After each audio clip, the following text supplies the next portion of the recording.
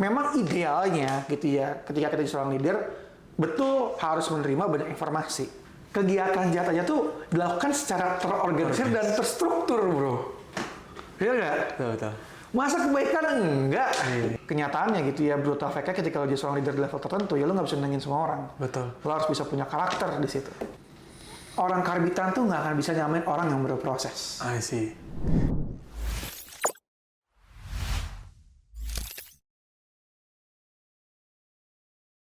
Suka atau nggak suka, satu skill yang harus selalu kita kembangkan untuk berkembang terus dalam hidup adalah skill leadership. Nah, hari ini gue lagi ngobrol sama co-founder dari People Shift, perusahaan konsultan di bidang people development yang sudah membangun lebih dari 5.000 professionals untuk mengembangkan potensi leadership dalam diri mereka.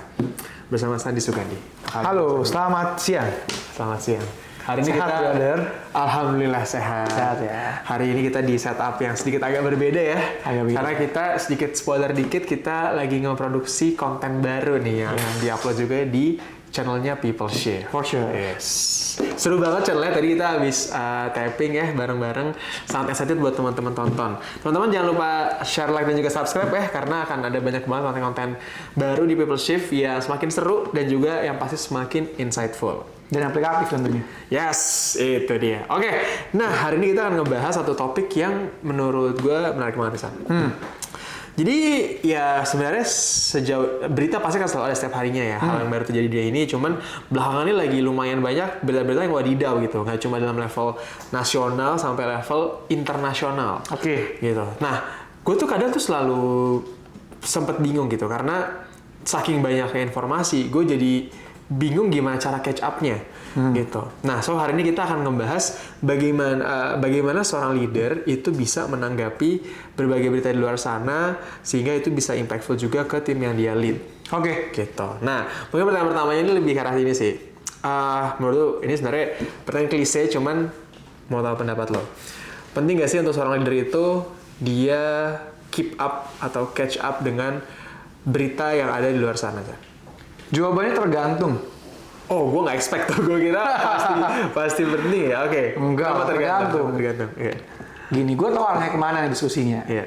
Kadang kan dengan too much information kita overwhelm ya. Yes. Iya banyak Indonesia gelap, dunia gelap gitu kan. Betul. Jepang versus China dan lain sebagainya. Jepang lagi. Amerika. US versus China gitu ya. Itu kan membuat banyak orang tuh ketakutan gitu ya. Nah, pasti juga seorang leader dihadapkan dengan kondisi yang sama. Apa yang harusnya dilakukan sebagai seorang leader? Menerima banyaknya berita seperti itu. Nah, yang perlu kita pahami adalah leader itu juga stage-nya beda-beda, bro. Oke. Ada yang mungkin masih baru, ada yang udah lama banget, ada yang udah berpengalaman, ada yang belum gitu kan. Nah, di sini poinnya apa? Ketika seorang leader memang masih belum terbiasa menerima informasi yang wadidaw bilang tadi gitu kan. Ya menurut gua tidak ada kewajiban buat dia menerima itu. Kalau nanti impact-nya malah ngebuat dia negatif energinya. Karena menurut gua kewajiban leader salah satunya yang utama adalah memberikan semangat dan energi positif kepada seluruh tim di bawahnya. Oke. Pernah gak lu ngeliat leader yang negatif-negatif gitu kan? Wah, pokoknya vibes tuh nggak enak gitu ya. Dan itu sering. Ya mungkin sekali-sekali masih make sense lah. Tapi kalau keseringan kan nggak bagus, Pak. Nah, ketika akhirnya seorang leader baru ini keseringan mendengar informasi yang mungkin negatif gitu ya dan membuat dia ikutan negatif, tentunya akan bagus buat organisasinya. Sama kayak misalkan gini, Pak, lu masih kecil, lu nonton film horor. Ya kalau di Bandung takut lu merem kan, ya gak sih? Sekarang lu udah gede gitu ya, lu cari mana setannya nih gitu, gue pengen lihat gitu. Ya sama. Memang idealnya gitu ya, ketika kita jadi seorang leader, betul harus menerima banyak informasi. Karena di informasi ini gitu ya, kita akan coba meng-create sebuah strategi yang tepat. Ntar gue akan bahas setelah ini ya. Oh, boleh. Cuman kan kalau misalnya kita yang belum terbiasa gitu ya, dibanding kita yang negatif, yang mending ya denger yang baik-baik dulu aja lah gitu kan. Tapi kalau kita ngomongin idealnya, betul. Sehingga di bisnis ini kan kita akan membuat strategi untuk perusahaan. Dan tentu perusahaan ini sangat related dengan kondisi yang ada di sekitar kita. Kondisi Indonesia, kondisi global. Sehingga kita bisa melihat nih market mana yang memang membutuhkan solusi dari kita. Contohnya gitu ya, gue banyak discuss dengan para expert dan para pejabat publik gitu ya. Kemungkinan besar market yang akan meningkat adalah market segmen bawah dan juga atas. Middle ini makin ancur-ancuran bahasanya dengan kondisi saat ini. Ya membuat sebuah solusi untuk market middle berarti tidak make sense gitu kan dalam segi bisnis. Ya kita harus membuat dari segi bawah, buat market bawah sama atas, gitu ya. Nah, cuma kan balik lagi, kata kuncinya adalah membuat solusinya dulu. Iya. Kalau leader tadi yang masih baru, dia udah tidak punya energi untuk membuat solusi, ya gimana bisa mau jalan? I see. Paham maksud gue? Paham. Ini Depends on lah. berarti menarik ya, soalnya lagi-lagi leader itu levelnya udah di tahap dia harus nggak cuma harus mikirin bisnisnya atau mikirin performance dari timnya, tapi juga harus mikirin bagaimana the people behind timnya dia tuh harus merasa gitu. Karena yang gue tangkap tadi berarti ya nggak semua berita itu harus didengarkan, karena kalau kita jadi vibes negatif itu akan berimpact negatif juga kepada tim kita. Bener. Gitu. Tapi gue juga nangkep ya, berarti sebenarnya gue yakin pasti ada berita-berita relevan yang seorang leader itu perlu untuk tahu. Betul. Apalagi untuk improve berbagai hal ada di pikirannya gitu. Dari segi bisnis ya, pasti. Gimana caranya seorang leader tuh bisa mengikuti atau catch up dengan berita yang paling relevan untuk dia? Gimana cara lo memilih berita-berita yang paling relevan gitu untuk lo? Iya, tentunya berita yang sangat beririsan dengan bisnis gue. Oke. Yang nggak relevan ya, gue nggak terlalu banyak peduli gitu ya. Contoh gini misalkan, kan gue bisnis di bidang consulting, training, B2B, urusannya sama orang HR, dan kebanyakan klien gue tuh kementerian dan BUMN. Yeah. Perang harga US sama China mungkin ada impact tapi tidak signifikan, ya, karena tidak langsung mempengaruhi budget si lembaga tersebut. Yeah. Tapi ketika presiden membuat efisiensi, itu udah pasti impact. Iya. Ya nggak sih? Sehingga kita harus berpikir nih, gimana akhirnya membuat sebuah program yang lebih valuable, lebih affordable gitu ya.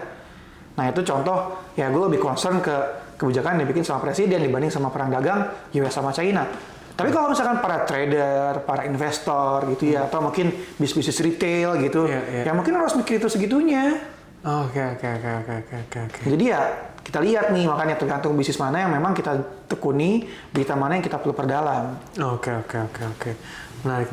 Soalnya mungkin ada aja kesan orang tuh yang ngerasa kalau lu kalau nggak ngerti IHSG, you're not a good leader gitu. Lu kalau nggak ngerti trade war, lu kurang gitu sebagai leader. Sebenarnya nggak juga berarti ya? Menurut gue nggak juga sih. Gue pernah baca buku gitu ya. Ini lu tau Ford gak? Ford. Enggak. Mobil. Oh oke. Tahu lah. Iya tahu ya. Kan Ford kan nama pembuatnya kan.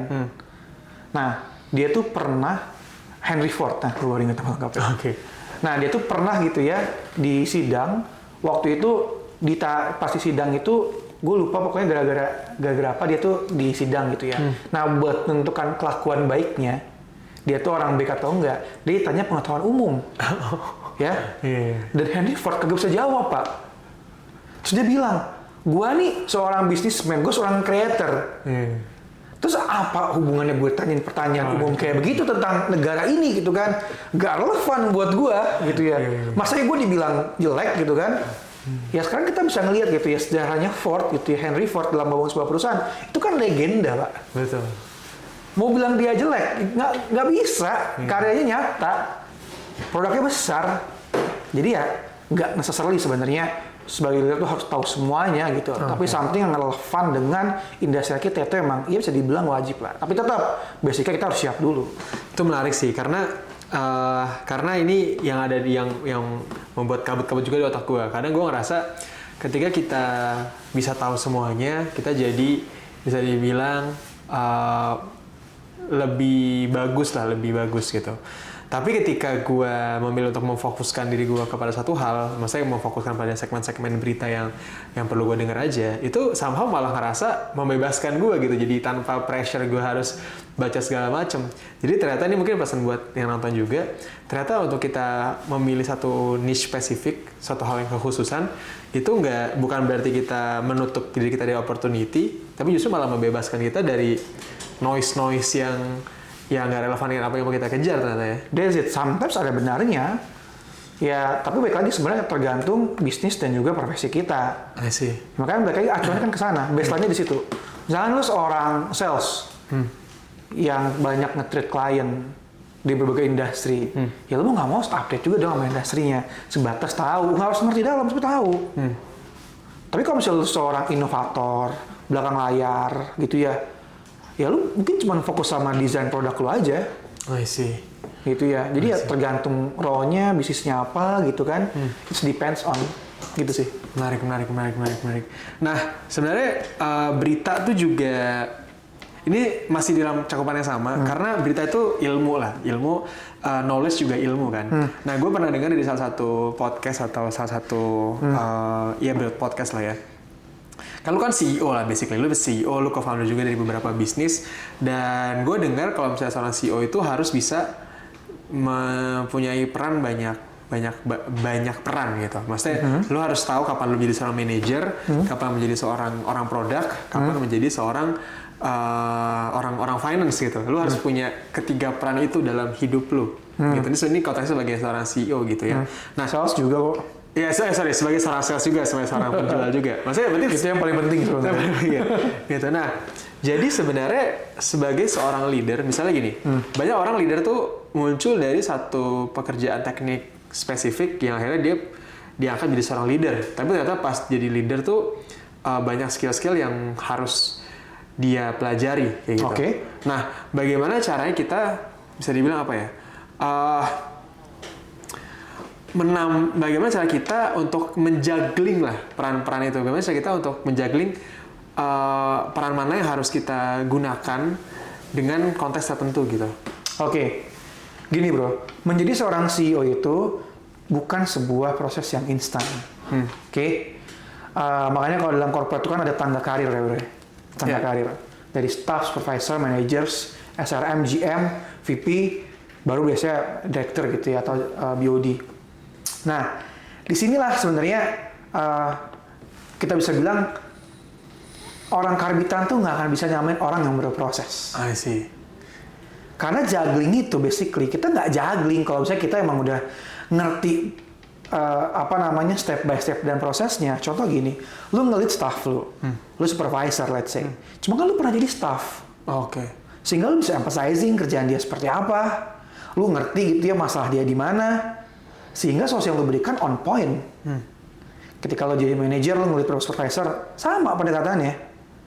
Makanya ada tangga karir gitu ya. Sama kayak juga di bisnis. Walaupun mungkin judulnya kalau kita bos atau CEO, cuman jangan lupa, awal-awal kerjaan clerical kita yang ngerjain, Pak. Contoh gue nih, sekarang, gue mungkin sekarang udah fokus ke strategi. Tapi sekian tahun yang lalu, gue ngangkatin kursi, Pak. Buat training, gue nyariin video, gue nyiapin penghapus, gue yang set up ruangan. Sehingga apa? Gue ngerti kerjaan tim gue seperti apa. Jadi fasilitator seperti apa, jadi project officer kayak gimana, terus juga manajernya seperti apa gitu ya perannya. Gue ngerti. Jadinya buat gue bahasa lo yang ngejuggling gitu ya, nggak susah gitu kan, karena sudah ada experience sebelumnya di situ. Nah, itu yang penting kenapa kita tuh dalam mencapai title tertentu nggak cuma sekedar title doang, tapi menjalankan prosesnya dengan baik dan benar. I see. Gitu. At the end of the day, ya kompetensi itu bisa berasa lah ya kalau misalnya leader itu leader itu hasil instan gitu ya. Itu istilah baru leader karbitan gitu ya. Ya jadinya gimana orang mau trust kalau kita nggak bisa ngerasa lu punya kompetensi di bidang itu. Ya dan di level itu juga. Ya kan tadi kan, lu mau ngasih masukan ke manajer lu nggak pernah jadi manajer. Lu nggak pernah manage orang, ya kan kocak bro. Iya betul. Gitu. Jadi ya emang juggling sih, tapi nggak sesulit itu kalau lu pernah ada di posisi yang dirasain bro. Yes. Nah sekarang kita balik ke konteks yang spesifik. Kejobat. Oke. Kita mau balik dulu ke konteks berita gitu ya. Okay. Nah tadi lu sempat bahas ini bagi lagi peran CEO atau leader sebagai seorang manajer atau sebagai komunikator, sebagai tim leader lah. Ketika kita dapat berita terbaru yang ada di industri, kayak tadi misalnya efisiensi, kan lo harus menjadi orang yang membawa berita buruknya lah gitu ya kepada tim yang gue harus menginovasi lagi, harus satu-satu segala macam gitu ya. Apa tips yang mau lo berikan ketika lo harus memberikan berita kepada tim lo, terutama berita buruk lah yang agak berat itu buat disampaikan gitu. Oke. Kalau bahasa gampangnya mungkin normalisasi ya. Hal buruk selalu ada dimanapun itu industrinya, di pekerjaan apapun. Saingan juga akan selalu ada. kompetitor juga pasti akan selalu ada dimanapun gitu ya. So menurut gue sebuah masalah adalah spirit yang harus kita bawa gitu. Kalau emang kita berbisnis pasti ada challenge dari eksternal gitu. Oke. Salah satunya efisiensi gitu kan. Tapi gue percaya bro, namanya suatu hal tuh udah ada neracanya. Ibarat neraca keuangan ini harus balance nih gitu kan. Iya. Kalau ada yang turun sebuah industri, pasti juga ada yang naik. Oke, ini menarik nih. Nah mungkin nggak? Oke, kita bisa bilang lah. Sekarang nih, kita ongkos negara ya, negara. Banyak efisiensi. Tapi kan juga ada satu program yang lagi naik banget tuh. Semua anggaran ke sana. Gue nggak sebut apa. Tapi kan berarti industri itu meningkat dong. Betul. Oke, paham. Iya nggak? Betul. Secara needs meningkat gitu kan. Yeah. Nah ketika dia meningkat juga pasti kan, kita kan konsultan ya. Yeah. Hidup ketika klien ada masalah gitu kan. Ketika ada perkembangan di bisnis ya pasti kan dia akan ngalamin kesulitan juga. Yeah. Kita hadir di situ. Makanya spirit yang gue bawain ke tim sales di perusahaan kita gitu ya, di People Shift. Ya harus paham memang kondisinya seperti itu. Ada beberapa industri yang mungkin jalanan kita sedang turun. Tapi di sini potensi kita buat bener-bener nge-reach new market. New market yang sebelumnya dulu kita jamah, kita reach sekarang. Energi fokusin ke sana, gitu ya. Dan selalu seperti kata stoicism gitu ya, teori stoicism, dikotomi of control. Nggak usah pusingin yang kita nggak bisa kontrol. Ya udah fokus ke peningkatan skillsnya kita. Jadinya mungkin kalau dulu klien tuh mau keluarin duit 300 juta misalkan dengan kualitas program 7. Kita tingkatin ke 9. Oke. Kenapa sih orang lebih filtering dengan uang yang lebih efisien sekarang? I see. Kalau dulu mungkin ya udah keluar aja gitu. Sekarang nggak segampang itu. Tapi tadi juga kita harus cermat. Industri mana ya yang akhirnya meningkat di kondisi seperti ini? Ada nggak? Pasti ada. Nah itu menarik banget sih lagi. Dan ini lagi-lagi gue belajar banyak lagi ya sama lo, basically mentor gue atau gimana gitu. Kok nyebelin sih?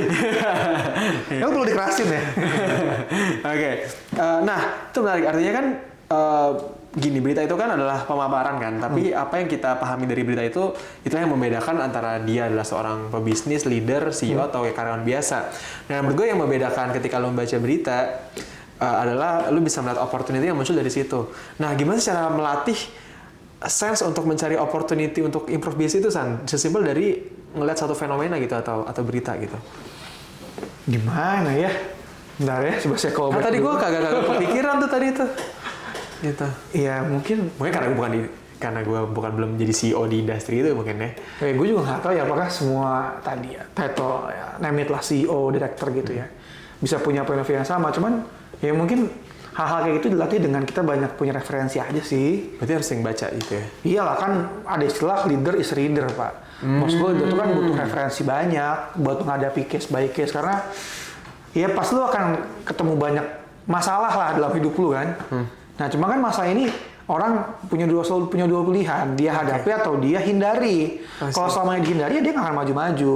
Nah leader itu pasti akan dihadapi dengan masalah. Kalau dia pengen bisnisnya maju, dirinya juga maju, ya mau nggak mau dia harus punya solusi. Dan solusi itu datang dari referensi. Referensi paling dalam seperti saat ini. Walaupun kita buat podcast ya buat ngebantu orang-orang akhirnya belajar lebih simpel. Cuma gue bisa bilang salah satu sumber yang paling dalam untuk belajar itu baca buku. Karena di buku itu banyak banget cerita-cerita, penelitian-penelitian yang udah dirangkum dalam puluhan tahun gitu ya menjadi beberapa puluh halaman. Dan itu konteksnya sangat lebih dalam dan lu bisa menghayal lebih dalam gitu ya setiap konten yang disajikan. Lebih masuk lah kalau buat gue. Gue nggak tahu buat orang lain ya. Kalau buat gue tuh seperti itu. Artinya ide-ide brilian, asalnya kayak ide untuk inovasi, ide untuk perubahan strategi itu nggak datang dari thin air lah ya. Berarti emang datang dari referensi dan sering-sering baca. Iya dong. Jadi kan lo bisa kalau bahasa kantor gue tuh connecting the dot-nya gitu kan. Oke. Gimana lu mau connecting the dot kalau lu nggak punya dot-dotnya gitu ya. Iya, berarti emang harus sering-sering mengkonsumsi media, mengkonsumsi podcast gitu ya. Iya, baca supaya buku. dapat referensi. Referensinya banyak sehingga kalau ada masalah-masalah tuh lu gampang gitu loh konekinnya. Oh ini gini, oh gini. Jadi membuat logic if A dan B-nya tuh jadi gampang. Karena banyak resource. Oke. Nah, jawabannya sebenarnya simpel banget ya. Semakin banyak yang lu tahu, maka semakin banyak hal yang bisa lu produksi. Gitu. Semakin banyak lu baca, Maka lo semakin punya banyak reference, terus semakin punya banyak modal untuk membuat sebuah solution gitu. Betul, setuju. Nah, ini mungkin kesannya sepele, tapi ternyata ini problem. Karena literasi atau kemampuan membaca itu tidak rata untuk semua orang gitu. Nah, ini tips dari lo. Karena gue paham. Seenggaknya gue lah. Terus gue tuh basicnya bukan orang yang suka baca tadinya. Gue baca tuh 5 menit tiba-tiba di otak gue udah kepikiran Pokemon misalnya gitu. Oh gimana Pokemon sekarang ya? Fokusnya sering lepas gitu. Maksudnya gimana sih tips dari lu untuk melatih kita supaya at least mau membaca dan kuat membaca lah gitu? Sebenarnya apapun ya, gue nggak ngomongin konteks baca deh. Lu mau lari, lu mau sepedahan, lu mau nge-gym gitu kan. Menurut gue itu kan activity yang basically proses itu tidak nyaman, Pak. I see. Cuma kenapa akhirnya ada orang-orang yang mau ngelakuin itu? Karena most likely mereka itu udah ngerti banget manfaat ngelakuin kegiatan tersebut. Ya. Gue semalam ngebela-belain nge-gym, udah capek banget gitu kan. Karena gue tahu nih, gue minggu ini belum nge-gym gitu kan. Sedangkan gue harus jaga badan gue gitu ya. Karena gue ngerti why-nya, that's why gue kerjain gitu kan. Nah, buat baca buku juga sama. Kalau lu udah bisa ngeliat manfaat dari baca buku, dan akhirnya lu bisa aplikasiin dalam hidup lu akan lagi buat baca buku, buat lu cari referensi. Nah, yang kedua, gimana akhirnya biar lebih konsisten juga. Nggak bohong tuh kita harus punya mungkin body atau bisa dibilang komunitas. Dalam setiap hobi, kenapa kita jadi sebuah komunitas yang powerful gitu ya? Karena ada orang-orang di dalam yang saling mensupport. Nih, gue dapat quotes dari mentor gue juga. Dia bilang, kegiatan jahat aja tuh dilakukan secara terorganisir dan terstruktur, bro. Iya nggak? Betul. Masa kebaikan enggak? Iya. Hobi-hobi baik, kebaikan gitu ya, baca buku, masa nggak buat struktur? Iya. Lu mau korupsi aja terstruktur banget, bunuh orang aja terstruktur banget kan tuh yang itu gitu kan? Iya. Come on, man. Iya itu Jadi jangan nggak fair lah. Iya. Lu nanya why orang segala macam, bener-bener udah nyiptain ininya belum, ekosistemnya belum. Kalau misalnya emang mau konsisten gitu ya, gelah kurang lebih. Iya, itu menarik banget ya. Lo mau korupsi aja bisa agile ya. Iya bro, gila. Kebenaran. Yang kemarin tuh. Ada birokrasinya. Yang kemarin ada hakim. Pengadilan, gue nggak tahu istilah gitu. Yang ngurusin kesnya Tom Lembong. Oh iya. Korupsi kan. Katanya perwakilan Tuhan kan sebutan. Kalau misalnya judge gitu ya. Korupsi. Gimana? Ya. Maksudnya kan terstruktur bro, nggak mungkin nggak. Menarik. Oke. Apa lagi? Tapi tadi gue setuju banget. Komunitas. Menurut gue itu penting banget ya. Maksudnya dalam hal apapun. Bisnis, olahraga. Bahkan komunitas leadership itu, untuk mengamalkan leadership itu, komunitas itu penting ya. Karena mau nggak mau kita orang sosial ya. Jadi kalau misalnya kita punya buddy, teman sparring, teman bagi referensi itu, menurut gue itu bagus banget gitu. Dan setahu gue lu ada komunitas leadership bagus gitu ya yang akhirnya bisa lu promosikan. nantilah itu. Iya. Jadi kalau teman-teman nanti untuk belajar leadership bersama People Shift, kita ada komunitasnya. Mesti bisa di DM aja nanti atau tunggu konten terbaru yang akan kita keluarkan gitu. Namanya Kumpul Leader. Salah. Kupas Leader. Kalau Kumpul Leader yang sebelah. Sama-sama nguli lah ya. Sama-sama nguli. Yes. Oke, I think menurut gue atau terakhir deh. Terakhir nih pertanyaan ringan-ringan aja gitu. Beda nggak sih menurut lo ilmu yang didapatkan dari nonton podcast sama membaca? Menurut gua sih beda bro. Beda. Karena gini, frankly speaking ya, semua orang sekarang bisa bikin podcast. Betul. Ngomong aja gitu ya. Contoh nih ya, orang ganteng, cantik, banyak followersnya. Dia punya otoritas tuh, karena udah punya banyak pengikut. Dia ngomong apa? Di podcast atau mungkin di short segala macam, bisa jadi sebuah referensi menurut orang pada umumnya. Orang kebanyakan gitu kan. Padahal mungkin dia omongin, dia cuma dengar dari katanya. Dia cuma dengar dari ya siapa gitu ya, sekelibet lewat-lewat gitu kan. Tapi di buku nggak bisa kayak gitu bro. I see. Lu nggak bisa tuh buat buku yang cuma isinya katanya, your personal experience tok, tapi lu juga nggak punya bukti apa-apa gitu ya, atau pencapaian apa-apa. Nggak bisa, kalau pun ada tuh pun ada nggak akan laku. Makanya biografi orang yang kurang terkenal juga nggak akan laku, bro. Harus yang terkenal banget, baru dia tuh laku tuh buku biografinya. Atau kalau buku-buku populer gitu ya, itu tuh udah based on riset tahunan, riset kampus apa gitu ya. Ceritanya tuh bener-bener ada study case yang sangat-sangat kompleks dalam bertahun-tahun, unik, spesifik. Nah, itu nggak bisa disampaikan lewat podcast seperti ini. Karena kan kalau podcast biasanya ya cukup di permukaan, level menengah gitu ya, dikemas dengan cara menarik, ngobrol-ngobrol santai kayak gini. Karena orang juga mungkin dengerinnya sambil santai biasanya kan, nyetir, di motor gitu, atau mungkin bersih-bersih rumah gitu. Cuma kalau buku emang ya lu dedicated waktu buat baca buku, fokus gitu ya.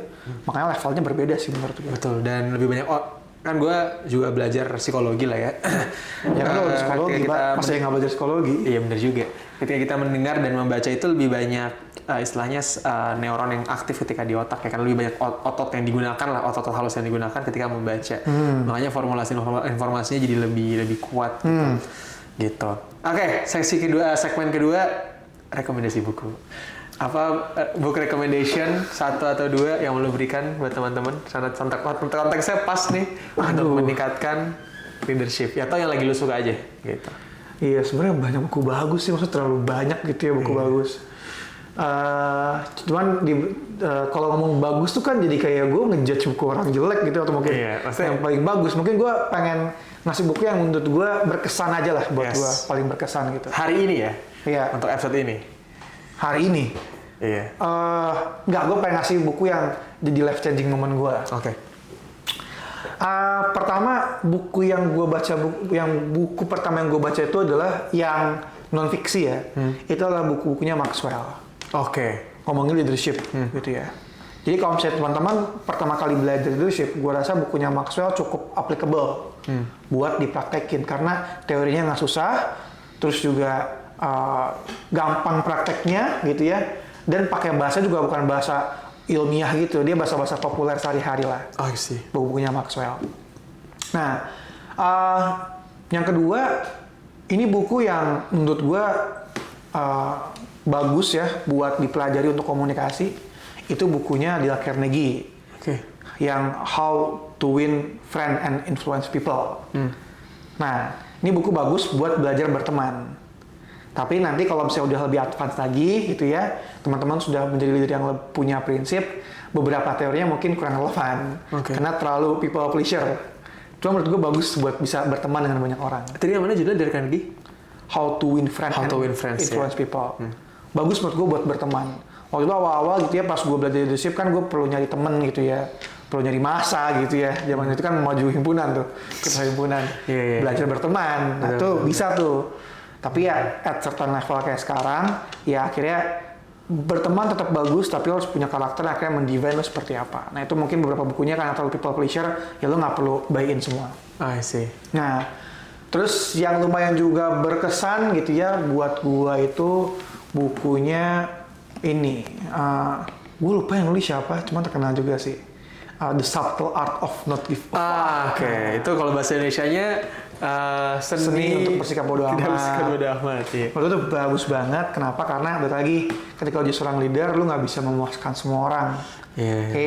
Dan kadang gitu ya, ketika lo belajar tadi, paradoksasi bukunya ada karena gitu, karena lo people pleaser, lo pengen nyenengin semua orang, karena lo pengen diterima sama banyak orang gitu. Jadi ada mungkin subconscious mind lo pengen ya dianggap baik sama orang. Tapi kenyataannya gitu ya, brutal fact-nya ketika lo jadi seorang leader di level tertentu, ya lo nggak bisa nyenengin semua orang. Betul. Lo harus bisa punya karakter di situ. Itu brutal fact yang fact banget sih. Fact and fuck. Ya Allah. Gitu. Ya. Berarti buku-buku Maxwell, How to Win Friends, Dale Carnegie, sama The Subtle Art of Not Giving. Ya, tiga itu aja lah buat yang ringan-ringan. Yang lain berat. Itu banyak juga e-booknya, kalau mungkin belum biasa baca buku, ada juga audiobook. Audio juga banyak kok, yang rekaman juga udah banyak sekarang. Tapi tetap beda sih, maksudnya lo audiobook sama beda ya? Baca beda. Iya, sih. Gue juga ada rekomendasi buku. Ini yang jujur menurut gue lumayan life changing juga buat gue. Cuma mungkin kadang orang banyak yang salah paham sama buku ini. teman-teman boleh baca Al-Quran ya teman-teman ya. Hai. Gitu. Boleh dibaca Al-Quran arti dan juga tafsirnya ya, karena itu sangat-sangat bermanfaat. Itu solid sekali. sih, solid. Gitu. Ngedebat. Semua teori bisa salah kecuali Al-Quran. Kecuali Al-Quran. Ya. Mau teorinya siapa bisa salah bro, bisa diupdate. Cuma Al-Quran doang yang nggak bisa diupdate. Nggak ada patch update-nya ya. Iya. Kayak gitu. Oke kalau gitu, itu aja episode dari Positive Class hari ini. Teman-teman kalau bermanfaat jangan lupa like, share, dan juga subscribe. Follow Sandi di Instagram, ada di sini. Follow gue juga, ada di sini. Dan sampai ketemu lagi di episode berikutnya. Dah. Bye.